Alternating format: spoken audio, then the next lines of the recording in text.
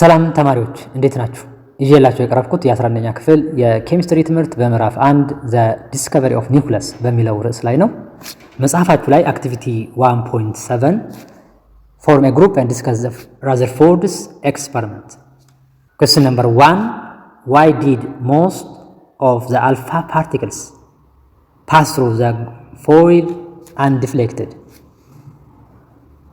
ስለ ዲስከቨሪ ኦፍ ኒውክለስ 9ኛ ክፍል ተምራችኋል። በተማራችሁት መሰረት የሚከተሉትን ጥያቄዎች መልሱ ነው የሚለው። በድጋሚ ነው እየተማራችሁ ያላችሁትና ማለት ነው። የመጀመሪያው ጥያቄ ምንድነው የሚለው አብዛኛው አልፋ ፓርቲክል በጎልድ ፎይሉ አልፈዋል፣ አንዲፍሌክትድ ናቸው ማለት ፓስ አድርገዋል። ይሄ ለምን ሆነ ነው የሚለው። ራዘርፎርድ discovered nucleus by using alpha scattering experiment or gold foil experiment.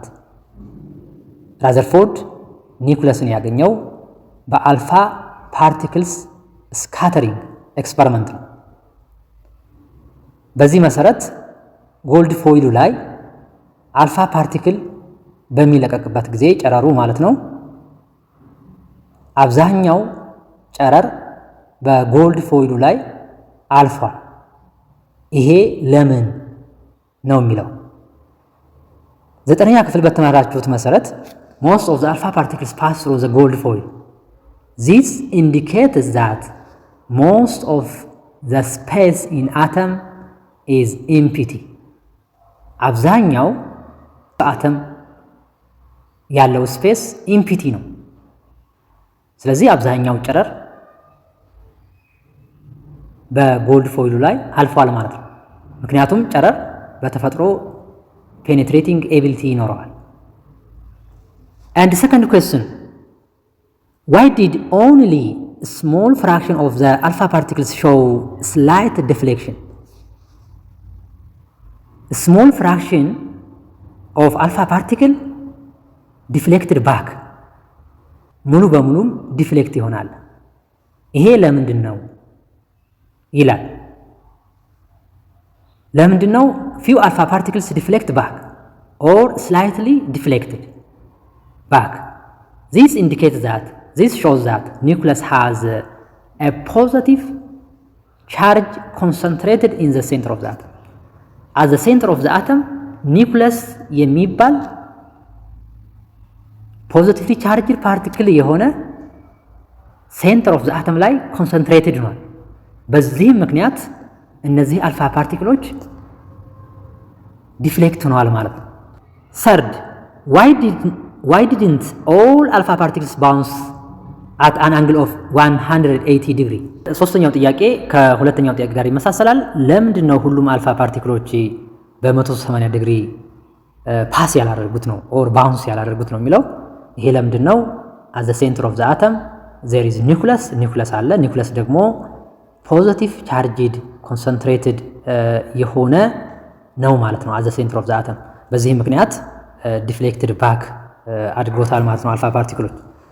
ፎርዝ አራተኛ ደግሞ based on the finding Rutherford's experiment, what is your conclusion about the atom? በዚህ በራዘርፎርድ ኤክስፐሪመንት ፋይንዲንግ መሰረት ራዘርፎርድ ኮንክሉዥን ምን ነበር ስለ አተም ነው የሚለው። Rutherford concludes that this small, dense, positively bundle of matter is nucleus ብሎ ሰይሟል ብሎ ኮንክሉድ አድርጓል ማለት ነው። Question number 5, when Rutherford's co-workers bombarded gold foil with alpha particles, they obtained results that overturned the existing or Thomson model of the atom. የራዘርፎርድ ጓደኞች ወይም ደግሞ አብረው የሚሰሩት ሳይንቲስቶች የራዘርፎርድን ኤክስፐሪመንት ሲሰሩ ያገኙት ሪዛልት ውጤት አለ። ያ ሪዛልት ምንድነው? የኤግዚስቲንግ ሞዴል ወይም ደግሞ በሰዓቱ የቶምሰንስ አቶሚክ ሞዴል ነበር የሚታወቀው። ይህንን ሞዴል ኦቨርተርንድ ወይም ደግሞ ውድቅ አድርገውታል ማለት ነው።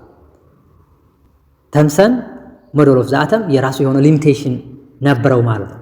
አኮርዲንግ ቱ ዘ ሞዴል ኦፍ ራዘርፎርድ የቶምሰን አቶሚክ ሞዴል ድሮውባክ ምን ነበረ? he failed to explain how the positively charged particles are shielded from the negatively charged electrons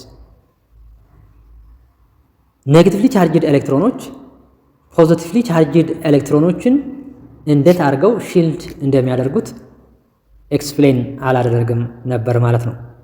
አሁን ያየናቸውን አክቲቪቲ ጥያቄዎች ሰማራይዝ ስናደርግ ኒኩለስ ዲስከቨርድ ባይ ኤርነስት ራዘርፎርድ ባይ አልፋ ስካተሪንግ ኤክስፐሪመንት ራዘርፎርድ ታርጌትድ ስትሪም ኦፍ ፖዚቲቭሊ ቻርጅድ አልፋ ፓርቲክልስ አዝ a very thin gold foil target and inspected how the alpha particles were scattered by the foil ራዘርፎርድ ምንድነው ያደረገው?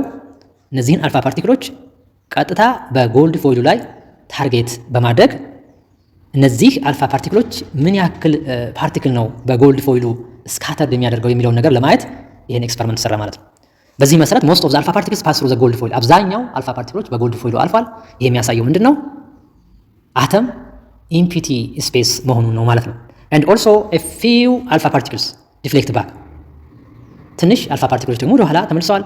ይህ የሚያሳየው ደግሞ ኒውክለስ has positive charge and concentrated in the center of the atom ኒውክለስ ፖዚቲቭ ቻርጅ መኖሩንና ኮንሰንትሬትድ at the center of the atom መሆኑን የሚያሳይ ነው ማለት ነው።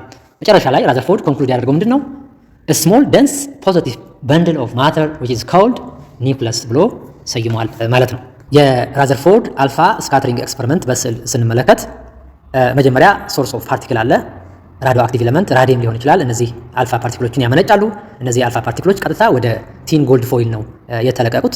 በዚህ መሰረት እነዚህ ሞስት ኦፍ አልፋ ፓርቲክልስ ፓስ ትሩ ዘ ጎልድ ፎይል አብዛኛው አልፋ ፓርቲክሎች በጎልድ ፎይሉ አልፈዋል ማለት ነው። እንደምታዩት ይሄ የሚያሳየው ደግሞ ምንድነው? አተም አብዛኛው ስፔስ ኢምፒቲ መሆኑ ነው ማለት ነው። and also few alpha particles deflected back ትንሽ አልፋ ፓርቲክሎች ደግሞ ዲፍሌክትድ ባክ ሆነዋል ማለት ነው። ይሄ የሚያሳየው ደግሞ ኒውክለስ ፖዚቲቭሊ ቻርጅድ ፓርቲክል የያዘ መሆኑንና as the center of the atom concentrated መሆኑን የሚያሳይ ነው። የዛሬውን ትምህርት በዚሁ ጨርሻለሁ። ለሚቀጥለው ዲስከቨሪ ኦፍ ኒውትሮን በሚለው ርዕስ እንገናኛለን። እስከዛው ድረስ ቸር ሰንብቱ።